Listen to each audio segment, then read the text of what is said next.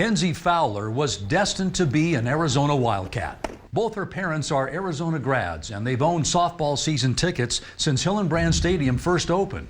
They didn't need a babysitter to attend the games. Yeah, I grew up in Hillenbrand bleachers. My parents used to put a blanket in the bottom of the bleachers, and I would sleep while they were watching. With her parents' passion for softball, it was a foregone conclusion Kenzie would also play the game. She excelled at an early age. When she was about 9 years old, it was obvious that she was probably slightly better than her peers at that age.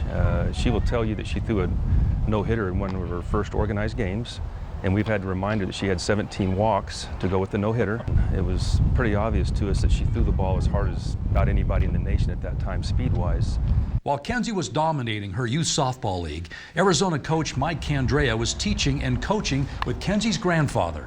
Norm always used to come in and tell me about his granddaughter and how good she was going to be, and Norm was a great storyteller, and I would always say, yeah, and then as she got older and we started following her and watching her, we knew that she had a chance of being pretty special. Make that very special. Kenzie would go on to become a 4-year high school All-American at CDO High School, leading the Dorados to 3 state championships. She was the 3-time Arizona Gatorade Player of the Year and the 2-time Gatorade National Player of the Year. Kenzie Fowler is the 2007-2008 Gatorade National Softball Player of the Year. The awards are all the more amazing because Kenzie Fowler is lucky to be alive. During the run to the state championship her sophomore year, Kenzie began feeling sporadic pain in her throwing arm. After pitching for the U.S. Junior National Team, the pain grew worse. She started telling us she didn't feel good. We just thought it was a simple, illness and no big deal. We try not to dwell on it too much, but we kept telling her, hey, are you getting lazy? And how come you don't want to practice today? So she actually got a little bit complacent and said, I don't feel like practicing. Should have been an indication as a parent that something was wrong. We had allowed her to pitch a lot as a young kid. She played on a 10U team for a while, played on a 12U team for a while, and we allowed her to pitch too much is the truth. Didn't know that it would cause problems later on. In May of 2007, during a practice session at school, her arm swelled to nearly twice its normal size. My arm was bright blue, and I said, Coach, what's wrong with my arm? And he called my mom, and she took me right to the hospital, and I was there for 2 weeks. I didn't even know what was going on. Everything just happened so fast, but I knew my mom was really scared. She had, you can read your parents, and I could read her face that something wasn't right. And I didn't know that my life was in danger. I didn't know that my softball career was in danger until after the whole thing. Kenzie was diagnosed with thoracic outlet syndrome, caused when the blood flow between the arm and rib is restricted or shut off. Kenzie went through a series of surgeries to remove clots between her heart and arm. Then came the news that there were more clots in the carotid artery, which leads out of the brain and into the neck and upper body. The surgeons explained to Kenzie's parents that there was a high probability Kenzie could die during surgery from a stroke or heart attack. But the surgery was successful. Ironically, it took place while the U of A softball team was battling Tennessee in the championship series of the Women's College World Series. When she woke up from the very last surgery, the very first thing she actually said was, who won the game? It's no surprise that for an elite-level softball player, watching the game would be part of her recovery. Sounds kind of corny, but I feel like the Women's College World Series got me through it because that's all I would just think about is I want to be there, I want to be there.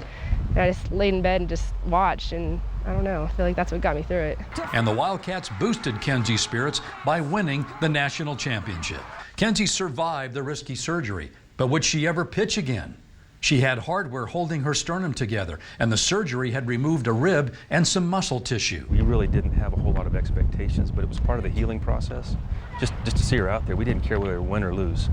And to her credit, she came back about 9 months later and threw a strike on her first pitch. So we knew that maybe it's meant to be. My biggest thing was that she was going to be healthy and be able to live a normal life. And I knew that if there was any chance or any opportunity for her to come back and play, she would. And she's responded tremendously. It's amazing every day I watch her to kind of know what she's been through and how tough it was on the family and people that knew Kenzie and saw the bright future that she had. So I'm just glad she's been able to make that a reality. It made me realize that you can't take anything for granted. I just feel so blessed to be here, just playing softball, and that the fact that it's for Arizona, my dream school, is just even sweeter. The one thing I love about Kenzie she's very balanced, very level-headed, very naive about the game. You know, I mean, I'll walk up to her before a game and she'll say, "Are these guys any good?" You know, and she doesn't know. And sometimes what you don't know doesn't hurt sometimes when you're performing. And so right now she's just, you know, one of those kids. Give me the ball and I'm going to go out and throw my butt off. And she's done a great job of that. Mike Candrea has coached other dominant pitchers. How good can Kenzie Fowler be? She's got everything that it takes to be a dominant force at this level. I hate to judge a kid until they've been through it. And to me, I don't want to try to put more expectations on her than I need to. I really believe that she's got the tools.